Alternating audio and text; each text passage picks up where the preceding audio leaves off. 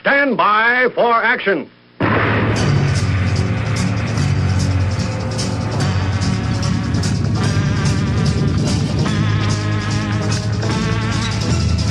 Thanks for joining me. My name is Dave Miller. I am the Unpleasant Blind Guy.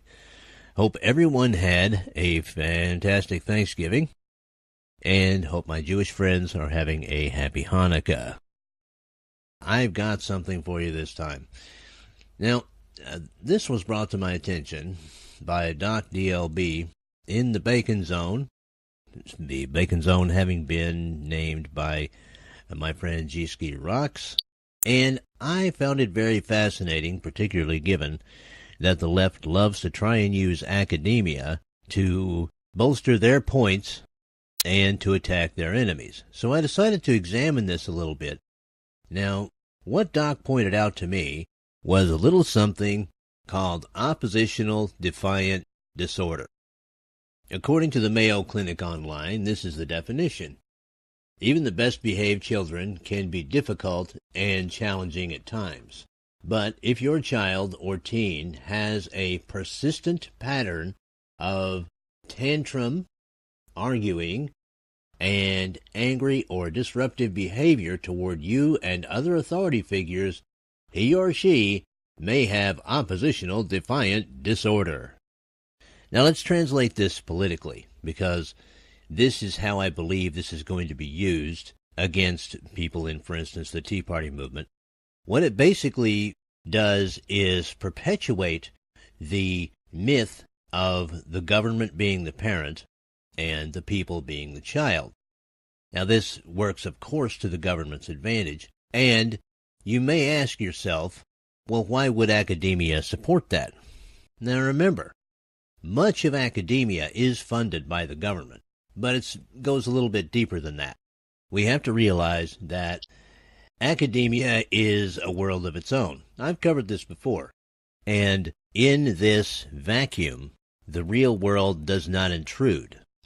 They believe that the government, whose leaders are made up of, as they see it, wise, university-educated people, should be in charge of our lives.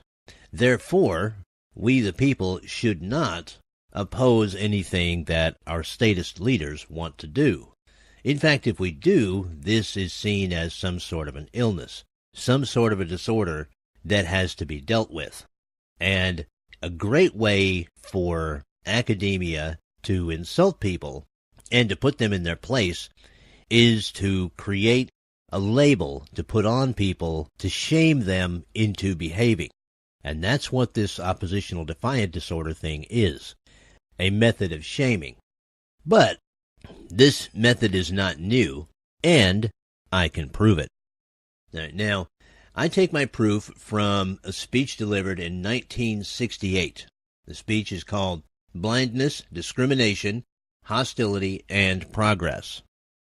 Now, in that speech, Dr. Kenneth Jernigan speaks of an author who equates organizations of the blind working to gain for themselves training for job opportunities and just regular job opportunities in the larger community as engaging in, as he puts it, the group equivalent of tantrum behavior.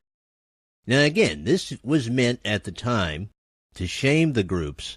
So if anyone uses this oppositional defiant disorder thing on you, or tries to equate it to the Tea Party movement, you can tell them that it's nothing new. Now, I'm going to include this speech along with the Mayo Clinic Online article in my timeline on UBG Contact on the Twitter.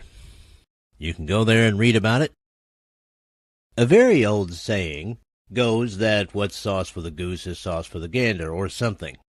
It's been demonstrated by others, but I'm going to demonstrate it myself, that people on the left have certain disorders that they can be subject to. Now, I'm not saying that everyone on the left is insane. I'm not saying that everyone who disagrees with me politically is insane. But if the left wants to play this game of casting people on the right as insane, we have plenty of ammunition ourselves. And the first one is one that the academic psychological community has tried to take off the board, but it is still there. Even though they'll say that it's no longer a valid diagnosis, it was until the very recent past, and I'm talking about malignant narcissism. Now, according to the Diagnostic and Statistical Manual, DSM-4-TR, this is the description of a malignant narcissist.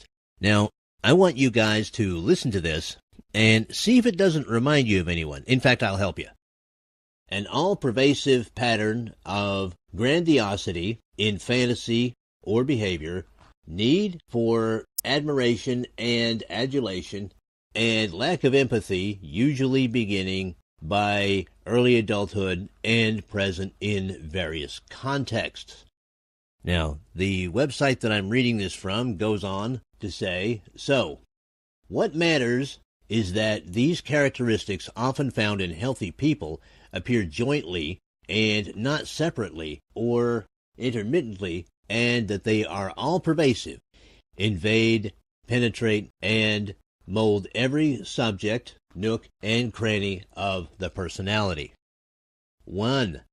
The grandiose fantasies are abundantly discernible. Now, if you look at, let's say, for instance, the president, he doesn't really have to fantasize. He's president. But if you look at his followers, they really believe themselves to be shaping the social future. Now, in a way they are, but not in the way they think.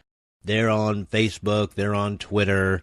Some of them go out and do things in Occupy protests and things of that nature. But it's not positive. And they see themselves as being far more heroic and affecting far more in what they see as a positive light than they really do.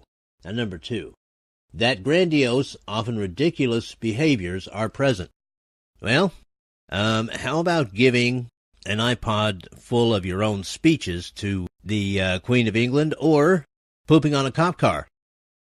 Number 3, that there is an overriding need for admiration and adulation or attention, the narcissistic supply. Well, which president is it that spends practically no time in the White House and is almost always on tour in front of adoring crowds when he doesn't really need to be? And when you look at his followers, who isn't constantly on social media trying to get attaboys for themselves?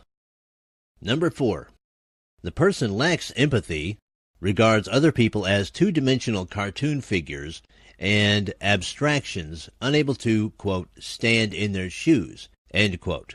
Well, all you have to do for that is to look at the disdain with which the president speaks of people who disagree with him. And if you want further of this from his followers, just take a listen to pretty much anything put out by Bill Maher or Kathy Griffin, or a lot of the leftist hate mongers out there who call themselves comedians.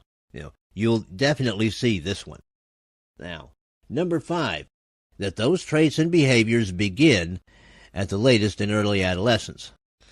Well, we do see this a lot in people on the left because they do gravitate towards this phony, heroic thing. And the trouble is that they don't leave it behind once adolescence is over. They keep on going with it into adulthood, where they can actually do a lot of damage. And if you look around, that's exactly what they're doing now. They think they're helping by, for instance, promoting a socialist economy, but what they're doing is basically burying the very people that they hope to help in the first place. And this is out of sometimes an overinflated sense of themselves as the hero and not as ordinary citizens who approach things in a considered manner. Number 6, that the narcissistic behaviors pervade all the social and emotional interactions of the narcissist. Well, in the case of the president, he's insulated from almost everyone.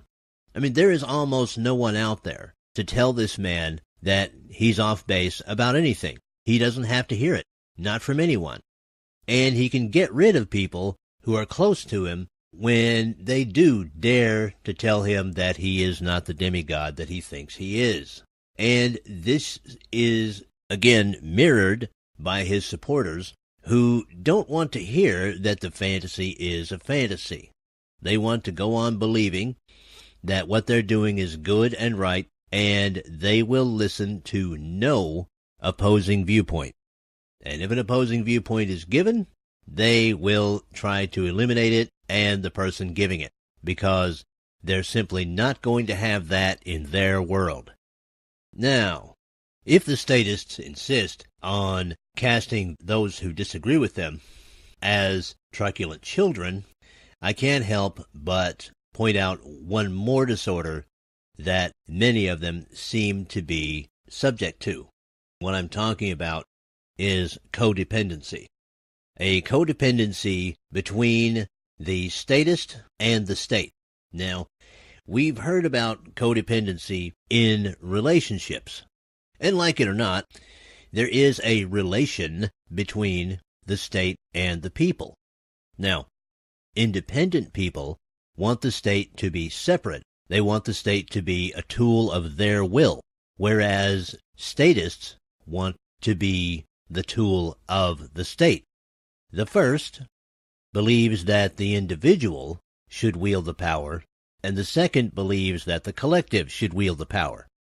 Now, those who are truly independent and free-thinking people understand that this is a part of humanity, and that to merge oneself into a collective is a regression. The codependent statists are manipulated by the state. They believe that all good flows from the state. They believe that all wisdom flows from the state. They believe that they are merely vessels for carrying the state's message. And they believe that anyone who does not act as they do is a danger to the collective and therefore must be culled. Now, if you want to look for a similarity in behavior, look at a beehive or an anthill. And this is really the difference, people.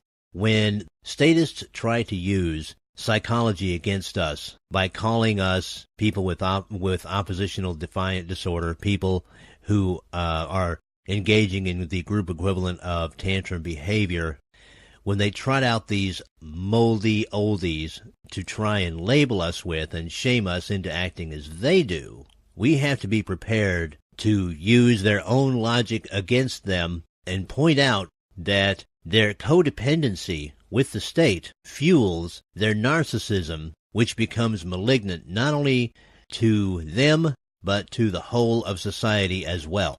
As my good friend G-Ski Rocks points out, they try to put us in the crazy box, they being statists and us being independent, free-thinking defenders of liberty. And my contention is, let's take that crazy box and put the statists in it, because, in my view, statism itself is abnormal and indeed regressive from intelligent, independent thought. All right, now on to my Awesome Americans segment for this show. And my Awesome Americans this time are Aaron Arias and Jamal Harris. Now, these guys were, at the time of the story I'm going to relate, 19 and 17, respectively. Now, we've heard a lot recently about these knockout attacks and other things that young people do that really kind of make some older people wonder if there's any hope at all in the world. But I can tell you that there are still young people out there doing the right thing, and this is partial proof of it. This comes from ABC News, their blogs for Friday, September the 6th. A just-released 911 call reveals the dramatic moment when two Dallas-area teens were able to help save a woman who had allegedly been kidnapped after they saw her mouth the words, "Help me," from the back of a moving vehicle.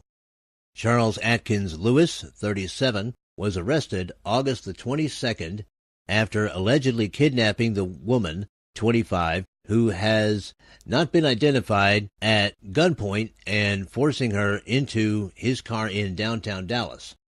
The two teenagers noticed the woman from their car as Lewis allegedly drove her through Kaufman County, according to the recording. Yes, I'm on the highway. I'm witnessing a robbery. Not a robbery, a kidnapping, Aaron Arias told a 911 dispatcher. It's me and another guy, so we're checking out the girl in the back seat because we're like, okay, she's kind of attractive, and then all of a sudden the guy is turned back looking at us. We looked in the back seat, and the blonde female in the back was saying, help me, or something, whispering it. So I'm assuming it is a kidnapping. Now, I'm just to drop out for a second, I think that what he meant was she was mouthing it. Okay, to return to the story. He and Jamal Harris, 17, drove behind the car on Highway 175 for miles, staying on the phone with the 911 operator as police raced to find them. Oh my God, I'm hoping the car behind me is a police officer. Nope, it's not, Arias said. Within minutes, officers arrived, pulled over the vehicle, and discovered the woman who had allegedly been kidnapped. Police arrested Lewis, and he has been charged with aggravated kidnapping. He remains in jail on $50,000 bond, and it's unclear whether he has a lawyer. The alleged victim was examined by paramedics and released. Well, guys, I hope that gives you some hope, because it certainly gives me some.